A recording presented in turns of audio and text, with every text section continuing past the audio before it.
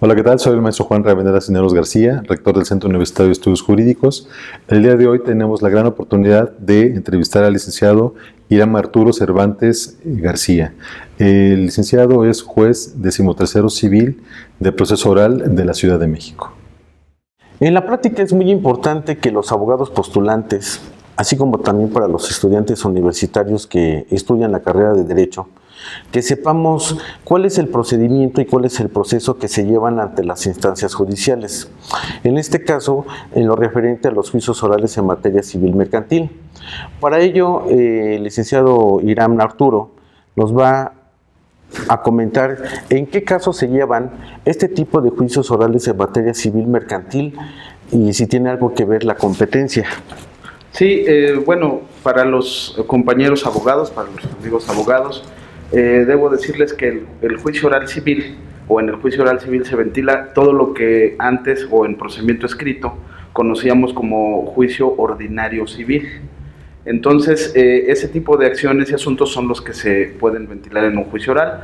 Estos son, por ejemplo, una prescripción positiva de algún inmueble, un otorgamiento y firma de escritura. Eso en cuanto a acciones, digamos, que tengan que ver con inmuebles. También se llevan aquí acciones como pago de honorarios de abogados, pagos de alguna obra o pagos a lo mejor de servicios diversos. Tiene mucho que ver la cuantía, ya que nosotros podemos conocer de asuntos que sean inferiores a 574,690 pesos con 47 centavos. Esa es una cuantía que se va actualizando cada año.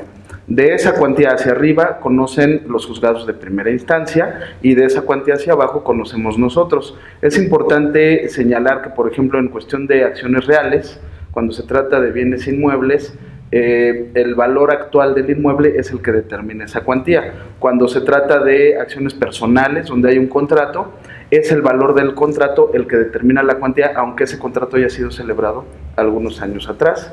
Entonces es algo que deben de tomar en cuenta. Nosotros no conocemos de asuntos, por ejemplo, de arrendamiento inmobiliario, ejecutivos civiles. Nosotros solamente conocemos, como lo dije, de los asuntos que eran los ordinarios civiles antiguamente y ahora se ventilan en esta vía oral civil. En primera instancia siguen conociéndose como ordinarios civiles. Sí, señoría, ¿y aquí qué tipo de asuntos ven los juzgados civiles en materia oral? Y digamos, ¿cuál es la competencia, ¿no? Si hay alguna cuantía para este tipo de asuntos. Bueno, para nuestros amigos abogados, debo de señalar en una forma más sencilla que lo que vemos actualmente los juzgados de oralidad civil son todos aquellos asuntos que normalmente se ventilan en los juzgados de primera instancia como juicios ordinarios civiles. Entre otros, puedo poner el ejemplo, por ejemplo, la acción prescripción positiva, acción reivindicatoria, otorgamiento y firma de escritura, pago de honorarios de abogados, pagos de obra. Tenemos una cuantía límite, una cuantía tope, que es de 574,690 pesos con 47 centavos. Todos los asuntos que sean inferiores a ese monto son los que conocemos nosotros. Los que son superiores o de ese monto hacia arriba los deben de conocer los juzgados de primera instancia. Como una cuestión importante, debo señalar que, por ejemplo, en acciones de derechos reales, el valor de la cosa es lo que determina la cuantía, el valor actual de la cosa. En acciones personales es el valor del contrato. Aunque ese contrato se hubiera celebrado hace algunos años, deberemos de tomar en cuenta ese valor. Quisiéramos preguntarle a su señoría si en este tipo de juzgados se ventilan juicios ejecutivos mercantiles. En los juzgados orales no conocemos de asuntos especiales ni ejecutivos, tampoco, por ejemplo, de arrendamiento ni hipotecarios. Por el momento solamente vemos los que en primera instancia se conocen como juicios ordinarios civiles. Obviamente la cuantía que ya comenté es la que nos rige. Existen otras instancias, los juzgados de primera instancia, que son los que conocen de esa cuantía hacia arriba, casi de todos los asuntos, los que he comentado. Únicamente están restringidos los asuntos para la primera instancia que son correspondientes a controversias condominales o derivados de daños por algún accidente o percance de tránsito. Esos son competencia exclusiva de los juzgados de cuantía menor. Los juzgados de cuantía menor civil también tienen la misma cuantía que los juzgados orales, pero allá se ven más bien ese tipo de procedimientos especiales, así como los ejecutivos mercantiles. Es en los juzgados de cuantía menor civil donde se ven ese tipo de juicios ejecutivos mercantiles, así como los que ya mencioné, que son las controversias que tienen que ver con la ley condominal o bien los daños por algún accidente vehicular. Y esos juzgados tienen la misma cuantía que nosotros, solamente que allá se ven aquellos asuntos y acá vemos los que, como ya lo mencioné, normalmente se conocerían como ordinarios mercantiles. Vamos un poquito a lo que conlleva precisamente este tipo de juicios orales en materia civil, lo que tiene que ver precisamente con las audiencias. ¿Cómo se desarrollan este tipo de audiencias? Porque sabemos que está el juzgado, pero también tenemos un espacio en donde se desarrollan. ¿Cómo es este procedimiento, señoría? Bueno, tenemos una sala de audiencias especial para llevar todos los asuntos cuando deben de desahogarse estas audiencias. Es muy importante hacer notar la diferencia entre llevar las actas donde transcribíamos todo lo que se hacía a ahora hacerlo videograbado. Es muy importante el tiempo que nos llevaba a hacer una de esas actas y lo que ahora lleva a una audiencia. Cuando normalmente tendríamos en un juicio ordinario normal, tendríamos 1 o 2 horas llevando una audiencia, incluso habría que diferirla para otros días. En los juicios orales, las audiencias son raras, las audiencias que tardan más de 1 hora. Normalmente en 40 minutos, media hora, por ejemplo, desahogamos todas las pruebas. No hay, como lo dije, ya no hay una transcripción de toda la audiencia, solo es un acta mínima. Algo que se exige y que se cumple plenamente es la presencia del juez. El juez es quien escucha a las partes, escucha a los testigos y entiende exactamente lo que cada medio de prueba quiere señalarle, inclusive los peritos. Antiguamente, por el exceso de trabajo, o más bien en los juzgados tradicionales, por el exceso de trabajo, no es posible estar en cada una de las audiencias porque incluso tendríamos que estar llevando varias audiencias a la vez. Entonces no es tan fácil que el juez pueda desprenderse de una para ir a la otra o de estar haciendo toda la actividad que tiene que hacer. Entonces lo idóneo de estos juzgados es que actualmente sí estamos presentes en todas las audiencias, conocemos de viva voz todo lo que las partes nos quieren decir, también nosotros les explicamos en ese momento a las partes, a los abogados, al público que está presente, que pueden escuchar el motivo de todas nuestras resoluciones. Nosotros vamos resolviendo en ese momento y les vamos explicando el por qué. Entonces la gente tiene una mayor idea o tiene una idea más adecuada del por qué el juez resuelve de alguna manera y no se quedan solamente con lo que pudieran haberles informado o bien con una sentencia que a veces no era entendible por el lenguaje jurídico. Una de las cosas que utilizamos actualmente es un lenguaje muy sencillo para que cualquier persona que esté presente pueda entender lo que está pasando. Su señoría, para efectos didácticos, ¿nos podría mencionar qué diferencia hay entre este tipo de procedimientos con el juicio ordinario que llevamos todos los días? Pues en general el procedimiento inicia de la misma forma que el ordinario, es una demanda escrita, una contestación, un desahogo de vista con excepciones y defensas, en su caso reconvención, contestación, etcétera. Aunque esa parte, aunque sigue siendo escrita, pero estamos tratando de que sea más sencilla, un lenguaje más breve, más entendible, no transcripciones, no redundancias. Una vez que se acaba esa etapa escrita, entonces ya viene la fase de sistema de audiencias. Tenemos 2 audiencias, la audiencia preliminar es la primera. En esta audiencia en general se va a depurar el procedimiento.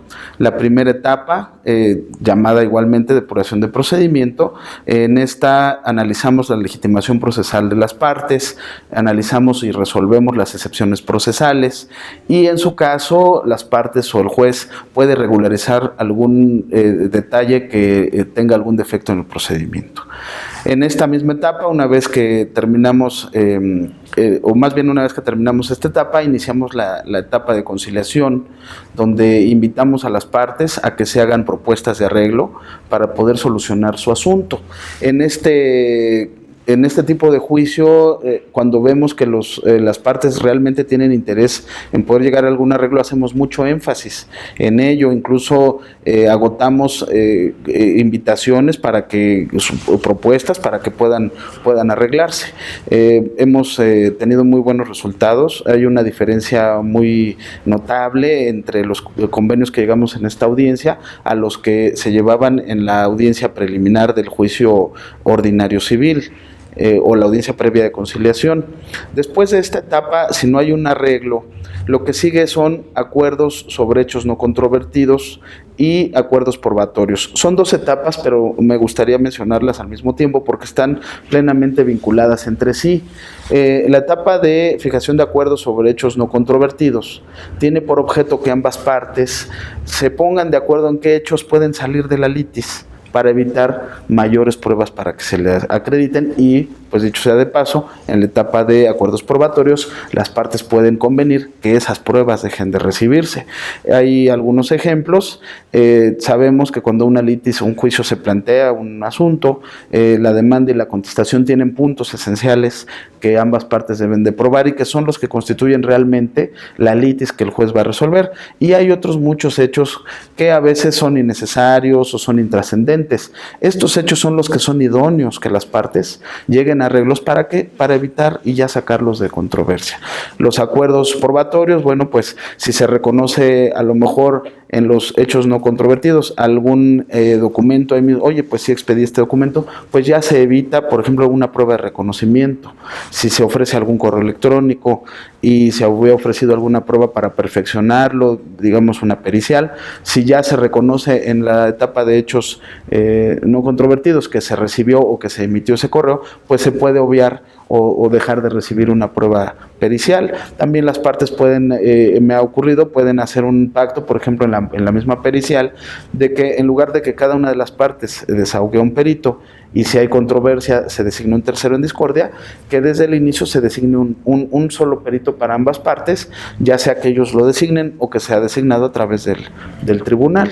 Posteriormente a estas etapas viene la etapa de admisión de pruebas, donde es donde me pronuncio o nos pronunciamos los jueces sobre qué pruebas están ofrecidas conforme a derecho y deben recibirse. También en este momento decimos la forma en que deberán de ser desahogadas, damos todas las bases para su desahogo. Y previo a cerrar esta fase les damos el uso de la voz a las partes porque esta es la etapa donde pueden objetar documentos. Entonces es muy importante que si se van a objetar documentos estén muy atentos para hacer las objeciones en este momento. También el que recibe la objeción de sus documentos, bueno, pues contestarla.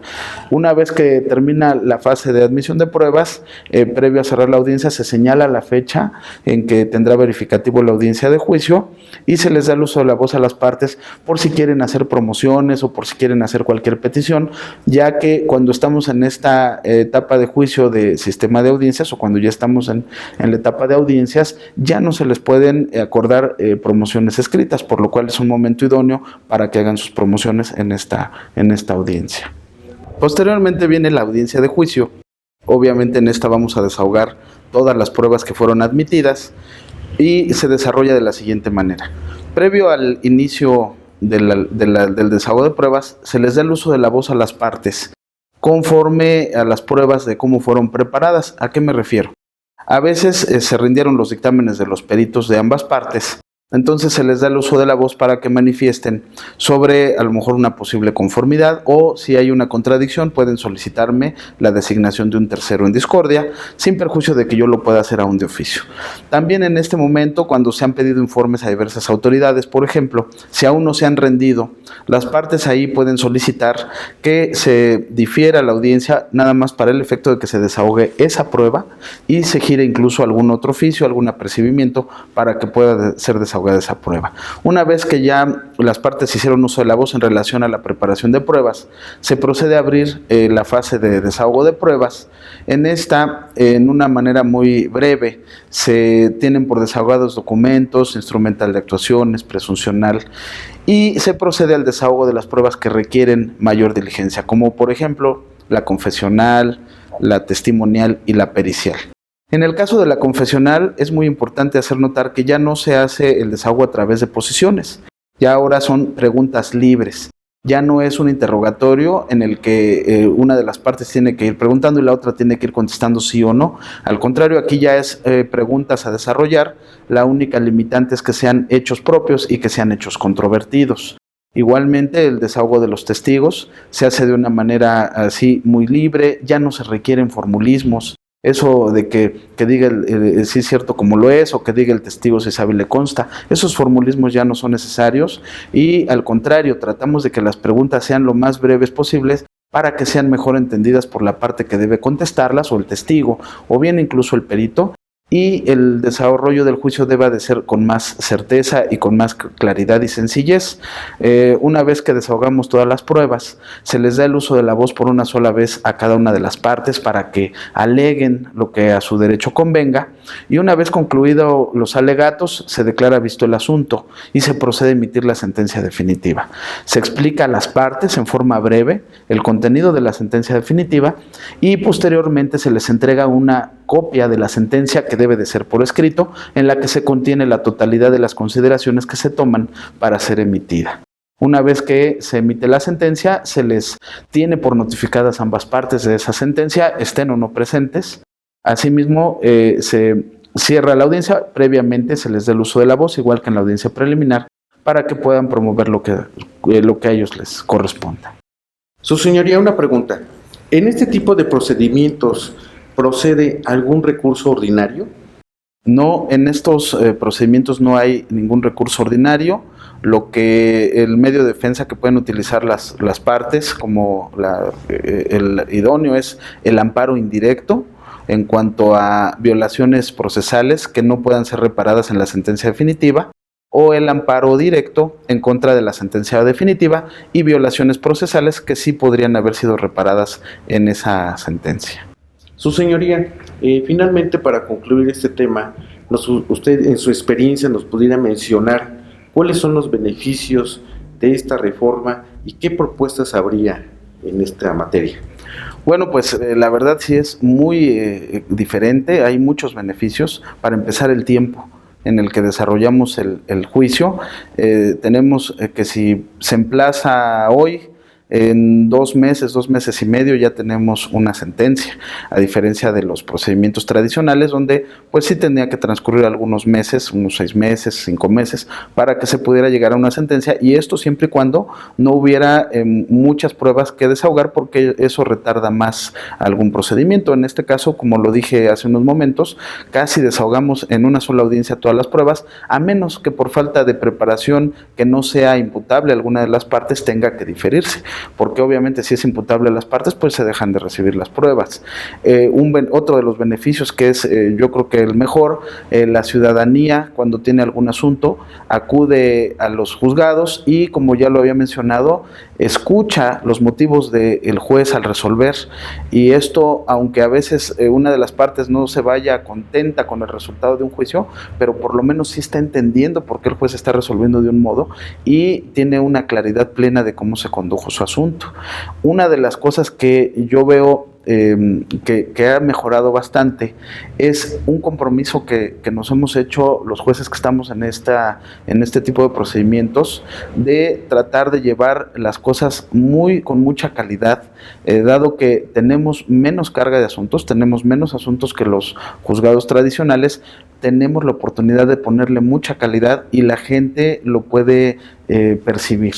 Entonces yo creo que es un beneficio muy grande. A futuro, bueno, pues que sería pues que la demanda y la contestación también se hicieran orales, que se hiciera algún procedimiento para que la argumentación sea más sencilla, más breve aún. Actualmente no se pudo hacer así porque todavía tenemos muy arraigado el sistema de escritos muy largos. de escritos de demanda y contestación de 30, 40, 50, hasta 200 hojas, incluso más. No podríamos ir a plantear una demanda de 200 hojas en una audiencia.